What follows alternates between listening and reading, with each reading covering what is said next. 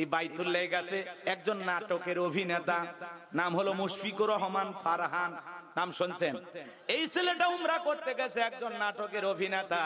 আল্লাহর পবিত্র ঘর বাইতুল্লাহ দেখার পরে মুস্কি মুস্কি হাসতেছেন আর বলতেছেন, আমার জীবনের সবচাইতে বড় স্বপ্ন আজকে পূরণ হলো। আল্লাহর ঘরটা দেখার পরে চক্ষু শীতল হয়ে গেছে।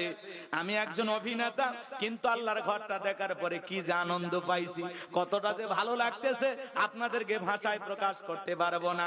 আল্লাহর কাছে দোয়া করি আল্লাহ যেন সবাইকে বাইতুল্লাহ আসার তৌফিক দান করেন। জোরে বলেন মারহাবা।